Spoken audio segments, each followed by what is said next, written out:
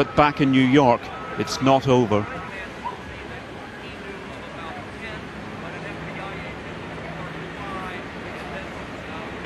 The first of the Trade Center towers collapses like a house of cards.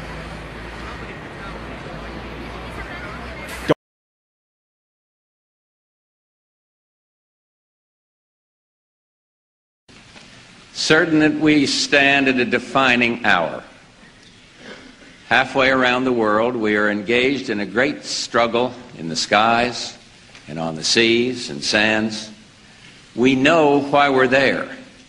We are Americans, part of something larger than ourselves.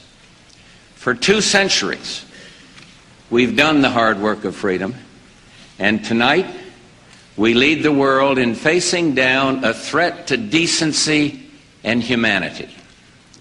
What is at stake is more than one small country. It is a big idea, a new world order, where diverse nations are drawn together in common cause to achieve the universal aspirations of mankind: peace and security, freedom, and the rule of law. Such is a world worthy of our struggle and worthy of our children's future.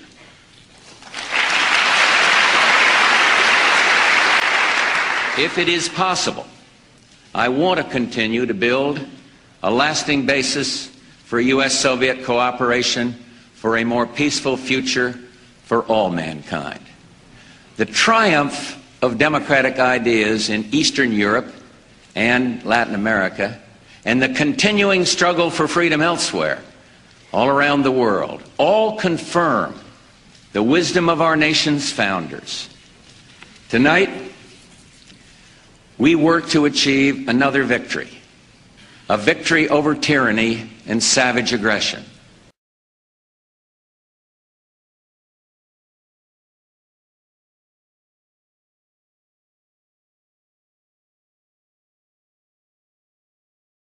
Thank you very much, Richard, and I am delighted to be here in these new headquarters.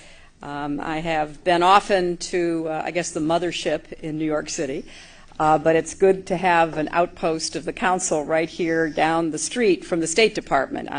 We get a lot of advice from the Council, so this will mean I won't have as far to go to be told what we should be doing and how we should think about the future.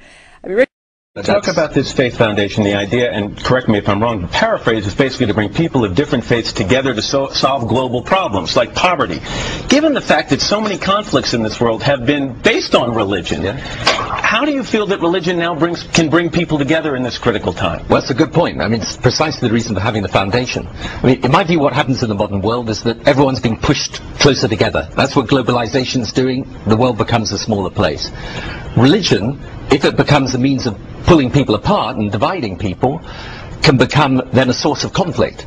I'd like religion and religious faith, people of different faiths, to work together in peaceful coexistence and make religion a source of reconciliation and a source of peace. And to talk to one another, and this brings up another issue. President Bush spoke to the Israeli Knesset not long ago and made a comment that by talking to rogue leaders, it's the equivalent of the appeasement of Hitler prior to World War II. It was a veiled reference, most people thought, to Senator Obama's idea of sitting down without preconditions and talking to rogue leaders. I'm curious, as someone who is in that region, in the Middle East, can we achieve peace in that region without directly engaging Hamas and Hezbollah, sitting down and talking face-to-face with the leaders of those groups? And can a U.S. president in the future not sit down and talk with, say, a president of Iran? If you don't mind, I won't get into your election campaign. I didn't think you would. But the single most important thing about the region, and this is why, in a sense, the foundation is important as well, and it's kind of difficult for people thousands of miles away to understand the fundamental struggle that's going on in that region today. There are people who want to modernize it, who want to be part of the 21st century there in that region, and then there are these really quite extreme and reactionary forces who want to use the economic power that's out in that region to support a politics and a culture that's kind of from the Middle Ages. And all over that region, it's the same battle that's going on, whether in Iraq, or in Lebanon, or in Palestine, or actually out on the Arab street. And what we've got to do, both in our foreign policy, but also in things like this Faith Foundation, trying to bring people, Muslims, Christians, Jews, other religious faiths together, we've got to create the circumstances in which those people that believe in a modern future for that region succeed, and those people who are the extremists are put into retreat. Real quickly, President Bush has said he still believes that by January, when he leaves office, a peace plan can be in place for the Middle East. Is that realistic based on what you're seeing there? It's possible, but there's something even more important. It is essential. Without peace between Israel and Palestine, then, in my view, that region will never stabilize. Without stability in that region, there will not be peace in the world. And so what happens by there... January? It is possible, if we create the circumstances to make it happen. That's obviously what I'm trying to do in my role, and others are trying to do as well. But I tell you this, without that peace between Israel and Palestine, there won't be peace in that region. And we need peace in that region, because what's happening there is as I say, it's a fundamental struggle. It hangs in the balance, and we've got to make sure that the people, the good people, and there are lots of them there, who want a proper future and want to engage with us and be part of our world and us be part of theirs, that those people succeed. Former British Prime Minister Tony Blair. Mr. Blair, it's a real honor to have you in the studio. Thanks very much, and good luck to you in your work. Thank you.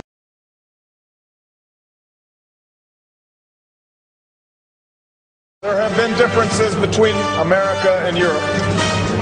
No doubt there will be differences in the future. But the burdens of global citizenship continue to bind us together. A change of leadership in Washington will not lift this burden. In this new century, Americans and Europeans alike will be required to do more, not less. Partnership and cooperation among nations is not a choice. It is the only way, the one way, to protect our common security and advance our common humanity.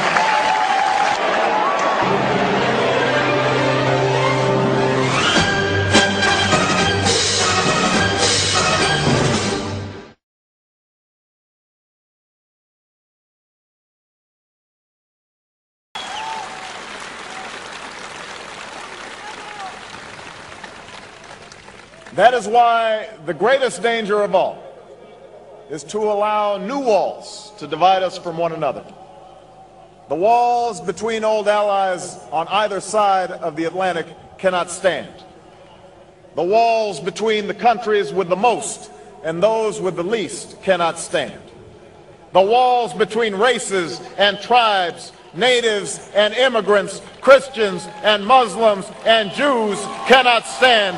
These now are the walls we must tear down.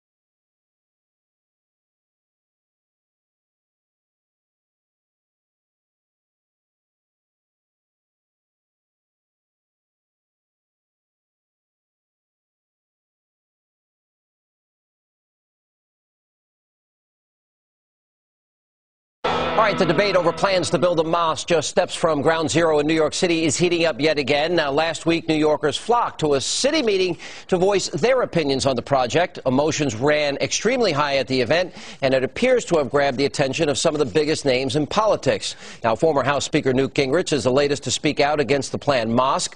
A statement that was posted on his website reads, quote, "There should be no mosque near Ground Zero in New York so long as there are no churches or synagogues in Saudi Arabia. The time for double standards that allow Islamists to behave aggressively towards us while they demand our weakness and submission is over." Now, that sharp rebuke comes just days after former Alaska Governor Sarah Palin shook up the debate by posting this message on her Twitter account, quote, "Peace-seeking Muslims, please understand the Ground Zero Mosque is an unnecessary provocation. It stabs hearts. Please reject it in the interest of healing." Now, the governor's post got New York Mayor Michael Bloomberg all worked up. He happens to support the idea of a mosque at Ground Zero, and when he was asked about Governor Palin's comments, here is what he had to say. I think our young men and women overseas are fighting for exactly this, for the right of people to practice their religion and for government to not pick and choose which religions they support and which religions they don't. Sarah Palin has a right to her opinions, but I could not disagree more. There is one thing you will never see here in the holiest city of Islam. Something considered so dangerous and blasphemous, it is banned in Saudi Arabia and persecuted even in Iraq. The one thing you will never see here is a Christian church, because Muslim tolerance for any other religion does not exist. So why do outraged Americans have to tolerate building a proposed 15-story mosque on sacred ground and be submissive to a religious double standard, when all over the world, Christians are being persecuted, beaten, and killed at the hands of Muslim extremists? The same kind of extremists that attacked America on 9/11. And today, we'll see a mosque at Ground Zero as a symbol of submission. This double standard is just one example of Muslim intolerance. There are many others. For more information, go to no911mosque.org.